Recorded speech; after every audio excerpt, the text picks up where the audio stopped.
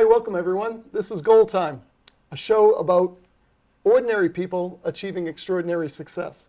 And my first guest knows all about that. You might know him from the Prescott Center.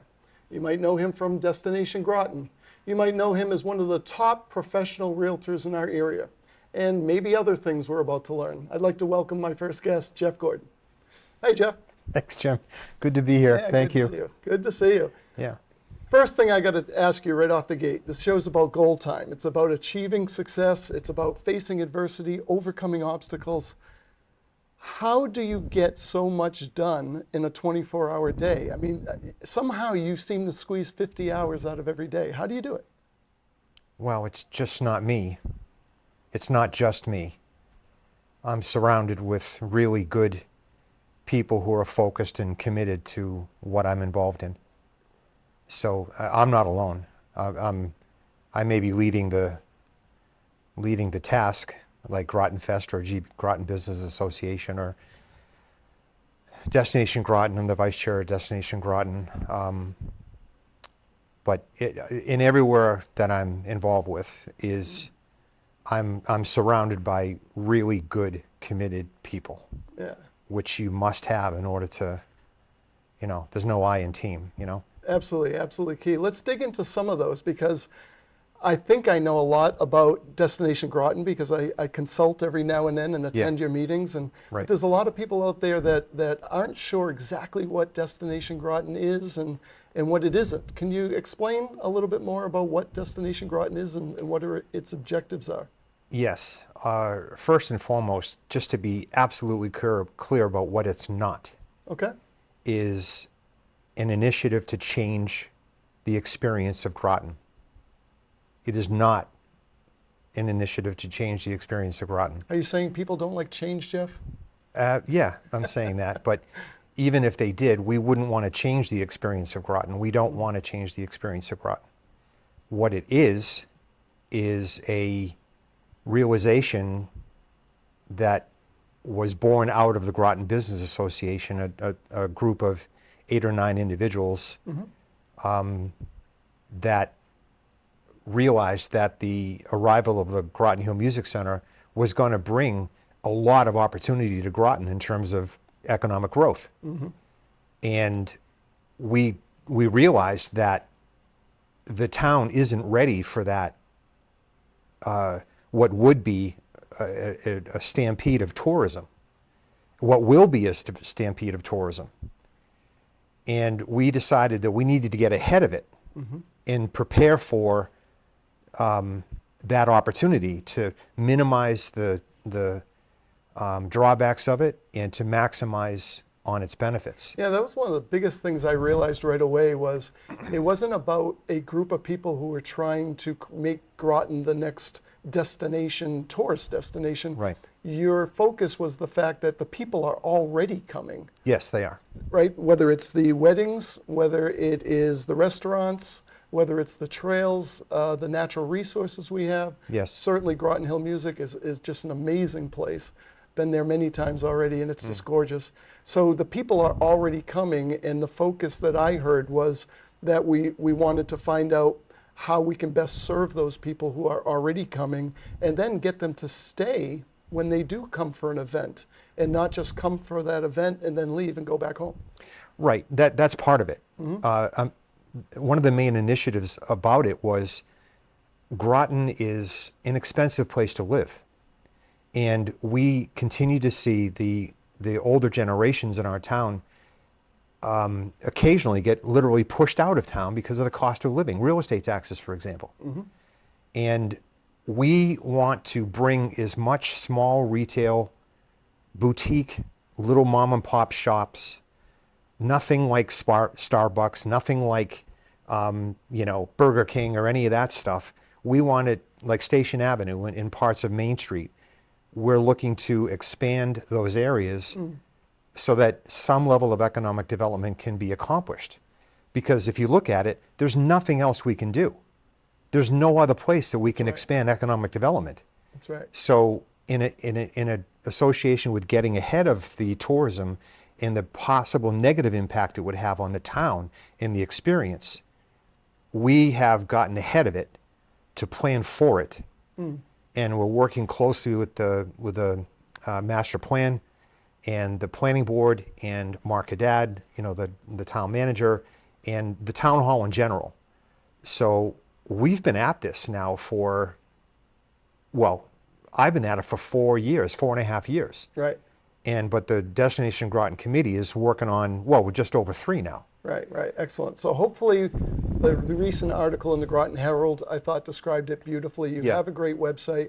What are some other ways that people who maybe we've piqued their interest a little more can find out more about Destination Groton, attend a meeting, or even get involved? Yeah, they can go to the website and understand that the website is simply a presentation of the assets that Groton has to offer. Okay. The history, the trail system, the rail trail, the arts community, the lodging, restaurants, etc. So they can go there and learn about the town. And visitors can come and learn about the town on that website as well. What Destination Groton is also involved with is the 250th celebration of America's history. Very exciting. Looking forward to that very much. And so in collaboration with numerous other groups in town, we are putting together well, first of all, we're launching an audio tour of historic sites, like I think 16 to 18 different sites. And that's with the incredible Joshua Volmar. With Josh Volmar, yeah, he's good. Our walking encyclopedia. Yep. If you don't know Josh Volmar yet, you have to meet this gentleman. He knows everything about Groton. He's a historian, and he has this photographic memory, and he's just brilliant. The way he explains things and knows the middle names of people who were born in the 1600s. He's fascinating. His knowledge set is unbelievable. It's unbelievable. So we are asking him to present for us on March 13th. It's a free event that Destination Groton has effectively, we did pay for the audio tour development and production. We're making it we're making it accessible through the Destination Groton website. There's going to be a tab on there to access every single audio tour for each site. It's going to be very user-friendly and nice, but we're going to be launching that product to the offering to the public on March 13th at a free event at Lawrence Academy from, I think it's 1 to 3. Yeah, it is 1 to 3 in the afternoon. Excellent. At the Riches and Me Center. Yeah, excellent. Already have our RSVP. Yeah, I've sent out about 1,000 invitations. Everybody should have it by now. And when is the date for that? It's March 13th. So it's next week. Yes. Yeah. So might not even have this show finished in production by then, but But I hope people are able to make it, and there's plenty of other things that Destination Groton's doing as well. Yeah. So please get involved, find out more. Unbelievable organization. That alone, people, is a 40-hour work week for most people. You also just accepted or got elected, or maybe you didn't show up to the meeting and they told you you're now president of the Well, for the past 2 years, I was vice president of the Prescott Community Center. Well, Friends of Prescott, that runs that oversees the community center. And Steve Lane was the prior president, and so I moved into his position. Excellent. So I'm there for a year, and again surrounded by wonderfully competent and committed people. The volunteers that we have, the board that we have, the Megan Donovan, our executive director of Prescott, unbelievable person she's doing a great job. Very capable person. Sorry. That's okay. And it's amazing too that the building, when it was not occupied, and even before the agreement between them and the town, people had their doubts, and there's always the naysayers. But you get a group of people that are in a positive mindset, and they set a goal, and they believe, and then they attack with passion and energy. Anything is possible, and that's what this show is all about. When so many people think that you can't achieve something, there's always other people who say we absolutely can and we will. Yep. I just read recently that participation in the Prescott Center is 40% growth over the year previous. That's right. I know myself, my wife and I, she's taken glass making. Oh, yeah? At Periwinkle. Yeah. The stained Judy's glass, great. stained glass. Judy's art. great. And then there's the pickleball, and there's Yeah. the open mic nights, and just an amazing community resource for everyone. Oh, it's crazy. We have over 12 or 1,300 classes or programs that people can take. The programming committee that we have, or the programming staff that we have, is unbelievable. And what they get done, again, great people committed to the cause and committed to the effort of making Prescott successful. Yeah, absolutely. Well, congratulations, and under your leadership, I'm sure it's only going to continue to soar and grow. Thank you. So, yeah, congratulations. To that end, Yeah. as you'd probably expect me to mention, on April 6th, Prescott is celebrating its 10th anniversary. That's right. The community center is now 10 years old. Wow. And so we are having a celebration at the Groton School, and everyone should have received a invitation on that too. If you haven't, you can reach out to me and I'll get it to you. But the 250th, excuse me, 10th. yeah, the March 13th, Prescott Community Center, the 10th anniversary. April 6th is the 250th celebration at the Lawrence Academy at the Riches and Me Center. Excellent. Yep. Wow, a lot going on, Jeff. Yes. And this is where the team has to come in, because you can't do all this by yourself, right? Oh yeah. I mean, again, I'm surrounded by very, very good, competent people Yeah. that are committed to making things work. Yeah, fantastic. Yep. Let's talk about Groton Fest. Yeah. So it started out as this little event in a field, and what it has grown to, and now there's multiple Groton Fests throughout the year. Who organizes it? Who runs it? Who pays for it? Yeah. And again, what are some maybe misconceptions out there, and how can people get involved with that? Well, Groton Fest started 45 years ago. Really? Yeah.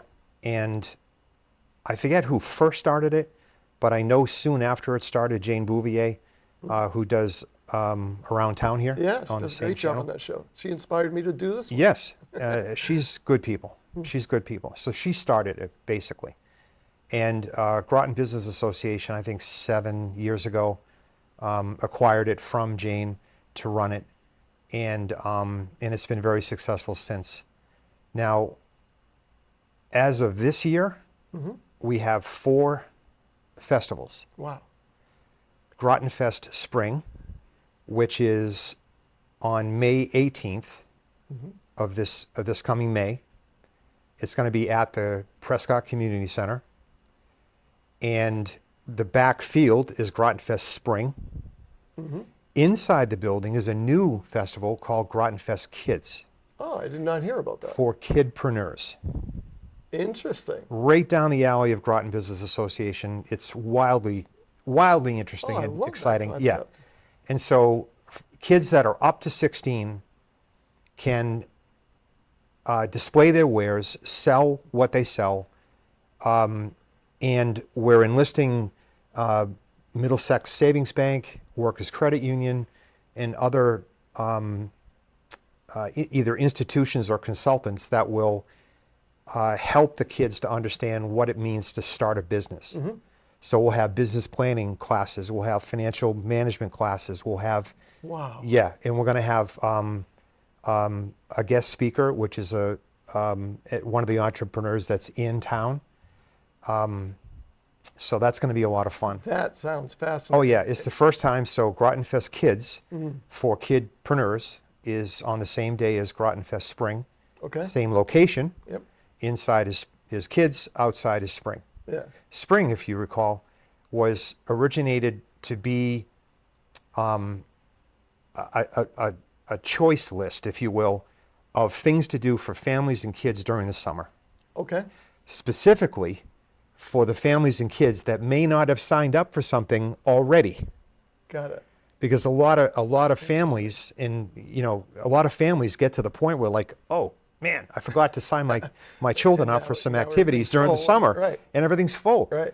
So we Lynn Burmeister came up with this idea of having a festival that was oriented towards camps and workshops and things to do that are interactive with kids to do during the summertime or families to do, like the Groton Woods, for example, camp in town. Yeah, excellent. They'll be there. We have Barnard School. Sounds like it going right yeah. back to your roots. Yeah. Yeah. So Fantastic. it was very successful last year. We have, live music again, And then the next festival is Groton Fest Fall. And there is an open market, if you will, for any business to be a part of, any type of business to be a part of. And we usually have close to 10 to 12,000 people go through Groton Fest Fall. Jeez. We usually have 5,000. That's the whole population of Groton. Yeah, like Groton Fest Spring, the police estimated we had about 45 to 5,000 people last year.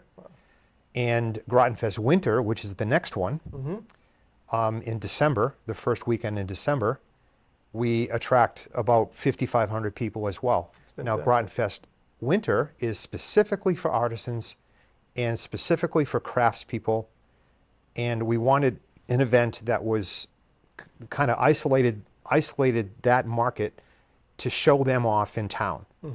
And people come from all over, but Groton has a massive contingent of artists and craftspeople and young entrepreneurs. The talent in this town is unbelievable. It's crazy. It really is. And you don't have to look too far. No. And so, we're having a lot of fun doing it. Mind you, it's very stressful to do and to put together. And again, surrounded by really good, committed people. Yeah, so one thing I did want to make sure everyone was aware of, that this isn't a town-paid event. Where does the money come from to put on these Groton Fests? And do you need volunteers? And if people want to volunteer, how do they reach out to get involved? There's often been some misconception, specifically from other nonprofits in town, that it's been thought that the Groton Business Association members, member companies, pay for the production of Groton Fest family of festivals. That's not true. Okay. The Groton Fest family of festivals is almost exclusively paid for by donations and sponsors. Okay. And so we must have the funds in order to continue the quality of the events that we've delivered. And it's as simple as that. And so thank God for the sponsors that we have. And so that's how it's paid for, is by the sponsors, not by the GBA members. Right. So GBA is a membership organization, and the membership fees on an annual basis just cover the meetings that we have every month except July and August. Covers food and hospitality and whatnot. It's not a moneymaker. Wow. It's just a more or less what it's designed to be is a networking session. Sure. And for business and people to make friends and do business with each other. I've been to several GBA meetings now, and they're fantastic. Not intimidating at all, and everybody's really warm and welcoming. So anyone that's out there that's a business owner or wants to just be involved in GBA, Groton Business Association, just come to a meeting. It's great people and a lot of fun. Yeah. Last time we were in the kitchen. What's the name of the business? Third Space Kitchen. Third Space Kitchen. Sorry, I didn't know that off the top of my head. We cooked. But yeah, they actually had a cooking contest during the meeting. So it was really, really fun. It was a fun events. time, yeah. It was a lot of fun. So we know where the money's coming from for Groton Fest. 4 events, all of that security and food and beverage and insurances and vendors and sponsors. You must have a staff of 30 people. No.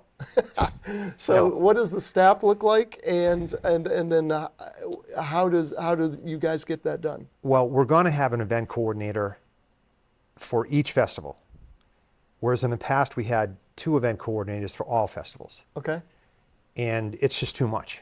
It's too much for 1, even 2 people to do. Certainly. So I have to find a event coordinator for fall and for winter. Okay.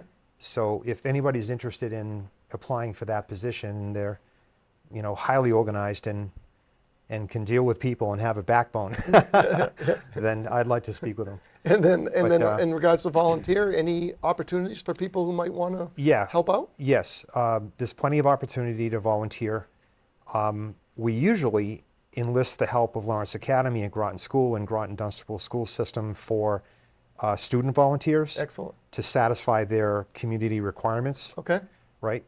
But we have plenty of opportunity to volunteer for more adult-oriented, Sure. tasks. Okay, great. Yep. Now, any one of these topics we could talk about for an hour. Yeah. So it's really hard to get all of this in a half-hour period of time. But I have to talk about real estate. It's been such an amazing roller coaster with challenges and low inventory, and then interest rates going up, and then sort of coming back down. What is the current state of the real estate market? It has been a insane seller's market for the past 4 years. Before COVID, it started. COVID cemented it and drilled down the inventory of available homes, Okay. and it stayed that way. And rates were down at the same time. They're 2 to 3% at the time, and since then they've gone up, obviously. But the inventory is still low, and it will continue to stay low. The reason being is because there was a plethora of millennials that wanted to buy a bigger home or a home for a low rate. And when the rates went up rather suddenly, 2/3 of those millennials went away. And now they're in the proverbial basement of their parents, right? Interesting. No offense. I also think during COVID, when rates were so low, a lot of people refinanced, they may have cashed out, and they made their dream home. They did their additions, they put in their pool tables, they fixed up their houses, and now they don't want to leave because their house is perfect. Right. So when those millennials went away, they went in the background. And I thought at the time, like, oh boy, okay, so inventory is going to increase at this time. Well, little did I know, there was another whole big group of buyers that were older, more qualified, and a lot of cash that were behind them that just didn't want to be in the fray. Interesting. We're talking fray being 20, 30 offers on a home. Oh, I was in it. Yeah, they didn't want to be a part of it. Right. So they waited. And when the 2/3 went away, they more than made up the difference, Very interesting. keeping inventory down and prices continuing to rise. And that paradigm will not stop for God knows how long. One more, we only have a couple minutes left, Yeah. so I do want to ask you this very important question because I hear it almost every day. Working with 20, 30, 40-year-olds, is the American dream dead? No, not by a long shot. Not by a long shot. My son Austin is a realtor with me, and he's 27, so he's in that space of first-time buyers and so forth. He's doing really, really well. Excellent. Yeah. Yeah. So no, it's not dead. And another reason why it's dead is because there's a lot of parents and grandparents that need to delegate their money somewhere and want to. And that's how many of the millennials and the younger buyers have made it. Yeah. You know? Yeah. So whether it's inheritance or good old-fashioned hard work, Right. get that second, get that third job. Don't spend all your money at Starbucks every single day. Right. And set a goal. Yeah. Track your performance. Track your results. Believe that you can win. If you think you can win in life, you're right. And if you think you're going to lose in life, you're also right. That's right. So choose win. Right. Yeah. Last thing I want to ask you is this: on the topic of time management, getting everything done, what's your number one tip or piece of advice you have for people out there that want to achieve success at a very high level? Stay positive. Just stay positive. I mean, I'll give you an example. My son Austin, he's 27. He doesn't really know, life yet. He doesn't really know the balance of finances and balancing his personal life with commitments that he has as a household and so forth. And oftentimes he'll get anxious about it, and and I have to say, look, man, you're going to be okay. Stay positive. Just keep doing the right thing steadfastly. Keep a positive mindset, and that everything's going to be okay. Everything's going to be okay. Just stay with that.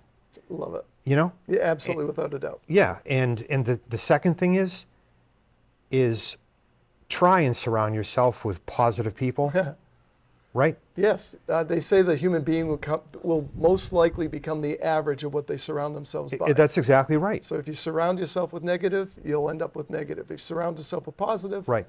you'll get that in return tenfold. That's exactly right. And I think that's one of the key reasons why I have been able to do what I do.